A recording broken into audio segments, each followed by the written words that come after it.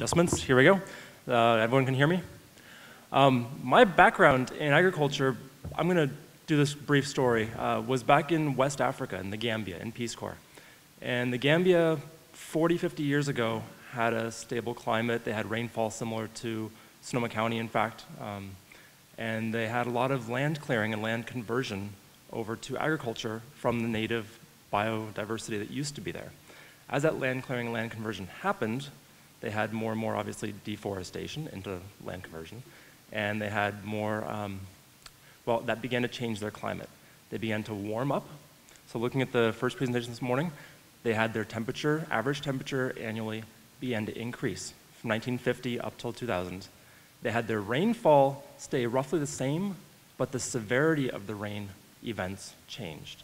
So what the Gambia went from was about 44 inches of rain a year over a 6-month period and then a little 2-month period, down to about 38 inches of rain a year in a 2.5-month window.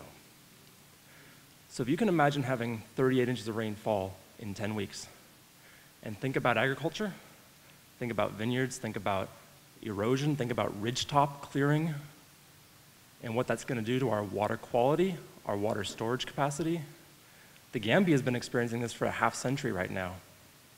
We can easily look to them and other places in the world where this already has happened and foresee what's going to happen to us. So that's where I began my agriculture. Currently, my wife and I comprise Singing Frogs Farm. We're a CSA farm over in Sebastopol. We serve much of the central county. And the CSA farm, community-supported agriculture, it means we have families and households that are members of our farm, and we harvest and grow food for those families and deliver it to localized distribution hubs so the families can all come there and collect that food and take it home with them. So it's a direct marketing venue. There are about 20 different CSA farms in the county, servicing well over 1,000 different households. Some of those CSA farms are very large, like Laguna, which has about 400 members or so. Others are very small and maybe serve just 5 members or 10 members, 10 households. I was asked to come and represent some of the small farms and farming and agriculture in food production in Sonoma County, and we're a very diverse lot. There are all kinds of food farms in this county. We do have some large, quote-unquote, truck farms that supply Safeway distribution down in Stockton that then goes to the entire Bay Area in Central California. And we have other farmers who simply have a quarter acre in their backyard and go to 1 or 2 farmers markets, and everything in between. So our farm, we service about 120, 130 households, and then we also do 2 or 3 farmers markets on top of that. But how do we move food production forward? CAF and a few other associated groups recently did a large survey undertaking of food production and food consumption in Sonoma County, and it's roughly 80 or 84% of the food grown. Now when I talk food, I'm not talking viticulture, I'm talking produce, berries, orchard crops, root crops, etc. About 80 to 84% of the food produced in this county leaves this county. And there are at least 27 different trucking companies in the North Bay area with over 100 trucks operating to move that food across our county lines in and out of the county. So a nice analogy or a nice example of that would be one of our friends who runs another CSA, she didn't have enough food one week. She wanted to buy some wholesale food, so she bought some lemon cucumbers from Veritable Vegetable. And when she received the boxes from the South San Francisco warehouse, they were labeled Quetzal Farms, right here in Laguna. They had traveled all the way to South San Francisco and came all the way back up to Santa Rosa to go into a box. That kind of distribution doesn't work. That is an enormous carbon footprint for food grown and consumed in this county, but it still left this county, went through Marin all the way to South San Francisco and back again. So we need to look at, and CAF has been doing this very successfully, at creating a local distribution hub and aggregation hub. I unfortunately was not able to go to the meeting yesterday, but yesterday's meeting was the next step after the food forum in moving that process forwards. CAF was presenting a lot of their results and a lot of the ideas for where to move forward on this. One thing that's been a challenge for farmers is we're often lots of sort of cats that are hard to herd, and we all are very independent. We want to grow our own crops.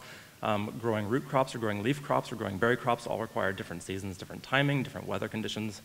So to be able to bring large quantities of one type of crop to harvest at once to put on a pallet and take to Oliver's or take to Andy's Produce or take to a restaurant even in small quantities can be challenging for most farmers here. The easiest way to do that is to be a large-scale farm doing lots of monocropping.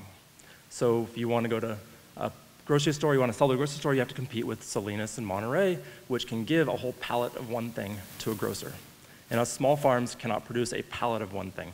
So we need to come together and try to get 5 or 6 farms to create that pallet and bring that to the grocer so they have locally produced food on their shelves. We talked a lot at the food forum about creating that aggregation hub. There are lots of good ideas about it. We definitely need the community support. We need the county support in helping create a local food distribution hub to get that food from the small farms together and to go to the places like our schools and our retail outlets and our restaurants.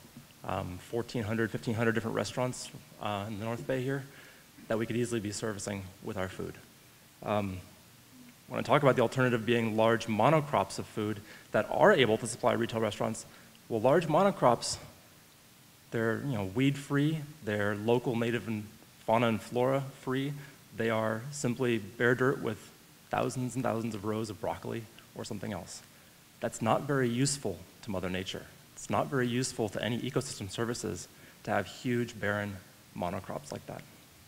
So it's very important to maintain our level of biodiverse food production on farms here in Sonoma County. And so we need to keep supporting that to encourage that native species flora and fauna biodiversity, which allows for our pollinators to keep producing the food that we want to grow here. So one of those problems for a lot of the farmers also, well, John actually said it, is the incentives are very important for land to stay in agriculture and food production. That is a huge thing. We need more incentives that really help farmers to stay here in the county and not keep exporting food production elsewhere and then buying it and bringing it back in by truck. Sonoma County is expensive. Land prices are hard here. All of us farmers are having a tough time selling a bunch of beets at $2 and a head of lettuce at $1.75 and trying to pay property taxes and mortgages here. It's very critical that we all, as consumers of food, recognize where our food comes from, find your local farmer, find somebody who grows food near you, ask them how they grow it, ask them what their values are in land management, and pay them the full price they ask for that food. We do need to pay the full price for the food that they're growing, because if we don't, we're forcing them to cut corners, we're forcing them to do things that are not as good for their environment, and we're forcing those costs onto our children. So it's still going to get paid for at some point. So if we can upfront pay that full cost of the food that the farmer's asking, which is pretty darn minimal, and keep our food consumption local and our food production local, that would be great. And it just requires all of us to make that individual concerted effort in our own daily kitchen management and household management, as well as going to the county level and saying, let's do a local food production and local food consumption promotion. Let's make sure we get Sonoma County grown and Sonoma County consumed food.